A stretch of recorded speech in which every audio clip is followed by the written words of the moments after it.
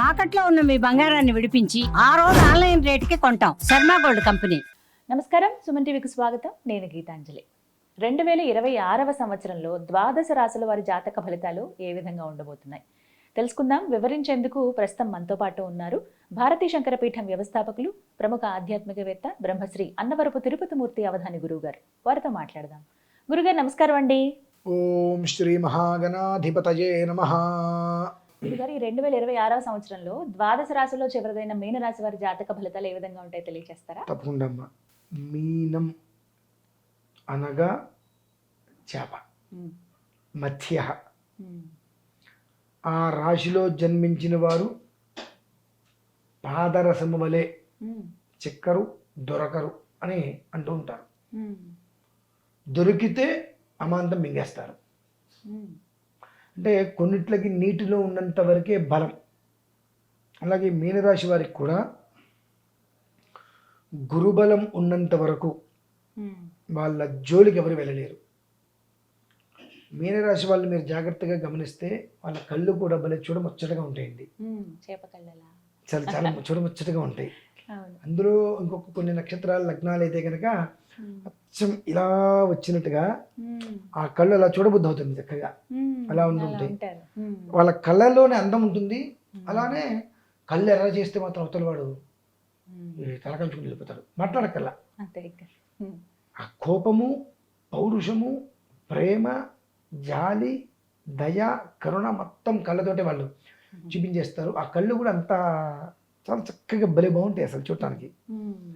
వాళ్ళకి బలం ఏంటంటే కుటుంబం, వాళ్ళ బలహీనత కుటుంబమే అమ్మా. అంటే కుటుంబం కోసం దేన్నైనా వదిలేస్తారు. అలాగే కొన్ని సాధించాలంటే కుటుంబాన్ని కూడా వదిలేస్తారు. వాళ్ళ బలం బలహీనత అదే. అదే ఏది ఏ సమయంలో గట్టిగా ఉంటారనేటువంటి విషయం చెప్పడం కష్టం. రెండు, వాళ్ళకి బాధేస్తుందేమో చెప్తే. ఒక రకంగా మీనరాశిలో ఉండేటువంటి వాళ్ళు స్వార్థంతో ఉంటారండి. తప్పు కాదు. నేను, నా కుటుంబం, నా పిల్లలు, తర్వాత ఎవరైనా కుటుంబం కోసం అయితే అదే ఆస్వార్థం. నా పిల్లలు, నా కుటుంబం తర్వాతే ఇక ఎవరైనా. ఏం చేస్తాం? పిల్లలు, లేదంటే నేను చేసేటువంటి ఉద్యోగంలో నా సహవారులు, నా దగ్గర ఉండేటువంటి, నా కింద ఉండేటువంటి వాళ్ళు, కానీ వాళ్ళకి నేను ఎక్కువ వాల్యూ ఇస్తాను. ఓకే, మంచిది, తప్పులేదు. కానీ ఆ స్వార్థం అనేటువంటిది ఒక్కొక్కసారి తెలియకుండా కుటుంబానికి దూరం కూడా అవుతూ ఉంటుంది. దేనికి వెనకాడరు మమ్మల్ని. కుటుంబం కోసము, దానికోసము, దీనికి ఖర్చు పెట్టాలంటే వెనకాడరు. ఒక చేతికి రూపాయి ఇవ్వడానికి మాత్రం సిద్ధపడరు. అంటే వాళ్ళకి తెలుసు, వాళ్ళ చేతి నుంచి ఒక రూపాయి వెళ్తే మళ్ళీ తిరిగి రాదు అని. సాధ్యమంతరకు తిరిగి రాదు. కాబట్టి వాళ్ళు ఎవరి చేతికి ఎవరు. గడుస్తున్న కాలం కూడా మొత్తం అంతే ఉంది. గడిచేటువంటి కాలంలో జనవరి 12, 13 తారీఖుల తర్వాత వాళ్ళకి దశ బాగుంటుందమ్మా. అప్పటి వరకు బాగుండదు అని కాదు, అనుభవిస్తున్నప్పటికీ కూడా నేనేదో సౌఖ్యాన్ని అనుభవిస్తున్నా అనేటువంటి ఒక ఆలోచన వాళ్ళకి రాదు. ఏదో కష్టపడుతున్నా, దానికి ఏదో నాకు ఫలితం వస్తుంది అనుకుంటున్నారు. గురుబలం తక్కువగా ఉంది ఒక రకంగా. ఆ గురుబలం అనేటువంటిది వాళ్ళకి కనుక పెరగడం మొదలుపెట్టిందా ఎవరు ఆపలేరు. అందులో మీనరాశిలో అమ్మా చదువుకునే వాళ్ళు బాగా ఉంటారు. మీరు ఎక్కడైనా చూడండి, కాలేజీ ప్రిన్సిపల్స్, మంచి విద్యావేత్తలు, వీళ్ళందరిలో ఎక్కువగా మీనరాశి వాళ్ళే ఉంటారు.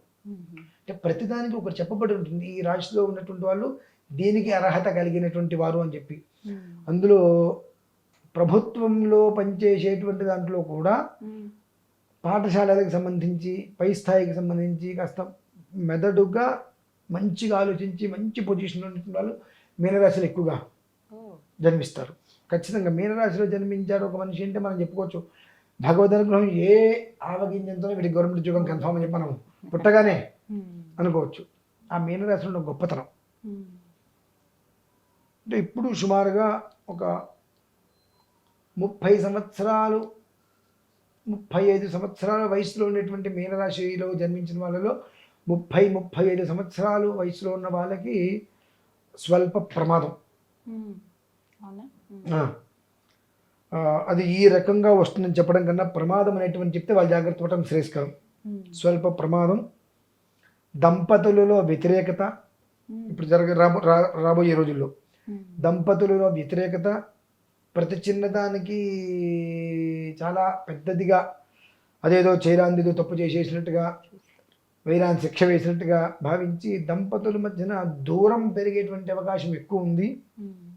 ఆ ఇద్దరు దంపతులలో పృచ్ఛకుడు దొరుకుతాడు, అనగా మూడో వ్యక్తికి సంబంధించిన విషయంలో వాళ్ళిద్దరి మధ్యలో తగాదా వచ్చి, వాడు ఎవరైనా కావచ్చు, నువ్వు మాట్లాడటం ఇష్టం లేదంటే నువ్వు మాట్లాడటం ఇష్టం లేదు, ఈ రకంగా ఏ ఇంటి మనుషులైనా నువ్వు వాడికి ఉపకారం చేయడం ఇష్టం లేదు, వాడికి హెల్ప్ చేయడం ఇష్టం లేదు, వాళ్ళ తమ్ముడు కావచ్చు వీళ్ళ తమ్ముడు కావచ్చు, నువ్వు హెల్ప్ చేయడం ఏదో అకారణం.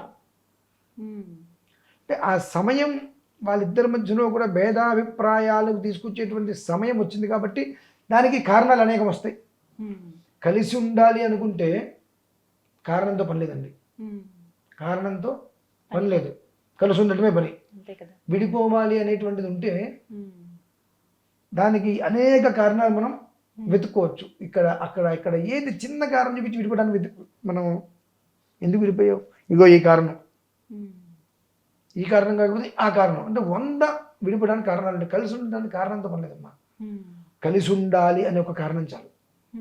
సో దంపతుల మధ్యన 30-35 సంవత్సరాలు ఉండేటువంటి వాళ్ళల్లో దంపతుల మధ్యన అవినాభావమైనటువంటి దూరమయ్యేటువంటి స్థితి ఏర్పడుతూ ఉంది కనుక అనేక కారణాల రీత్యా దంపతుల మధ్యన ఇబ్బందులు వచ్చేటువంటి ప్రభావం బాగా ఉన్నది. కాబట్టి సాధ్యమైనంత వరకు మీ దంపతుల మధ్యలో మూడో వ్యక్తి గురించి సంభాషణ తీసుకొచ్చే ప్రయత్నం చెయ్యవద్దు. అది ఎవరైనా సరే గబిక్కిన ఏదైనా అతను ఆమె ఏదైనా ఒక మాట అంటే రెండో వాళ్ళు మౌనేన కలహం నాస్తి అంటారు. ఈ మౌనంగా ఉండడం వల్ల గొడవలు అనేటువంటి జరగకుండా ఉంటాయి. నువ్వు ఒక మాట అంటావు, నేను ఒక మాట అంటే ఇద్దరం వెళ్ళి కోర్టు దగ్గర ఉంటాం. అలానే కర్కాటక రాశి వారు, మిథున రాశి వారు, వృశ్చిక రాశి వారు, మీన రాశి వారు కోర్టు దగ్గర ఎక్కువ ఉంటుంటారు. మనకు అంటే విడిపోయేటువంటి అవకాశాలు వీళ్ళకి బాగా, వృషభ రాశి ఒకటి, వీళ్ళకి విడిపోయేటువంటి అవకాశాలు చాలా ఎక్కువ ఉంటూ ఉంటాయి. అంటే ఆలోచన తక్కువ, అహంకారం, తొందరపాటు, తీవ్రస్థాయి, షార్ట్ టెంపర్, స్పాట్ డిసిషన్స్ వీళ్ళకి ఎక్కువ, కాబట్టి వీళ్ళే ఉంటారు. కాబట్టి అటువంటి స్థితి ఇప్పుడున్న పరిస్థితుల్లో మీనరాశికి సంబంధించి ఎంత మంచి యోగం ఏ స్థితిలో ఉన్నప్పటికీ కూడా 30-35 సంవత్సరాలు ఉండేటువంటి దంపతులు తస్మాత్ జాగ్రత్త. ఏ చిన్న విషయం వచ్చినా నువ్వు వద్దంటే నువ్వు వద్దని చెప్పి విడాకులు, డైవర్స్ అని చెప్పి కోర్టు దగ్గర ఉండే సంవత్సరాల తరబడి నిలబడవలసిన పరిస్థితి వస్తుంది. అక్కడ నిలబడి వెయిట్ చేసేటువంటి దానికన్నా ఒక 10 నిమిషాలు ఇక్కడ సంయమనం పాటిస్తే అక్కడికి వెళ్ళాల్సిన అవసరం ఉండదు కదా. చిన్న లాజిక్. విడాకుల కోసం 3 ఏళ్ల పాటు కోర్టుల్లో ఇచ్చేస్తుంటారు. 3 ఏళ్ల పాటు జీవిత నాశనం అయిపోయింది కదా. అక్కడ ఒకళ్ళు మాట వచ్చినప్పుడు ఎవరో ఒకళ్ళు ఒక 10 నిమిషాలు సైలెంట్గా ఉంటే అక్కడితో అది క్లియర్ అయిపోతుంది. ఆ చిన్న లాజిక్ దృష్టిలో ఉంచుకొని ఈ విధానాన్ని అనుసరించుకోవటం. అలానే సుబ్రహ్మణ్యేశ్వర స్వామి వారికి ఆరాధన ఎంత చేసుకోగలిగితే అంతగా సంయుక్తం అనేటువంటిది ఉంటూ ఇద్దరి మధ్యలో ఉండేటువంటిది ఏదైతే కనుక దూరం వచ్చేటువంటి గ్రహగమనం ఏదైతే ఉంటుందో దాన్ని పూర్తిగా నెరవేర్చేటువంటి వ్యక్తి సుబ్రహ్మణ్యేశ్వరుడు. కాబట్టి ఎంత వీలైతే అంత సుబ్రహ్మణ్యేశ్వర స్వామి వారి చిన్న నాగబడికి తెచ్చుకొని కలిసి ఉండాలి, కలకాలం బాగుండాలి అనుకుంటే మాత్రం చిన్న నాగబడికి తెచ్చుకొని పాలతో రోజు ఓం సుబ్రహ్మణ్యేశ్వరాయ నమః, ఓం సుబ్రహ్మణ్యేశ్వరాయ నమః అని చెప్పి ఎక్కువ సార్లు కూడా వద్దు, ఒక 6 సార్లు పాలతో అభిషేకం చేసి తర్వాత తీసేసి కడిగి గంధం బొట్టు పెట్టి అక్కడ పెట్టి కాస్త పుష్పాలు దర్శనం చేసి చలిమిడి కానీ చిమ్మిడి కానీ నివేదన పెట్టి ఈ తీర్థం తీసుకుని ప్రసాదం చేసుకోగలిగితే ప్రభావ దోషం అంతకుండా ఉన్న దాంట్లో జాగ్రత్తగా బయటపడేటువంటి స్థితి వస్తుంది. కాదు కూడదు అంటే దానికి ఇక కోర్టులు తప్పదు, ప్రాయశ్చిత్తాలని చెప్పి జాతకాలని చెప్పి నానా ఇబ్బందులు పడాల్సి వస్తుంది. కాబట్టి దాని వరకు వెళ్లకుండా ఉండాలి అనుకుంటే సూక్ష్మంలో మోక్షంగా ఇది చేసుకోవడం మనకి అత్యంత శ్రేయోదాయకం. చక్కగా తెలియజేశారు గురుగారు, ధన్యవాదాలండి.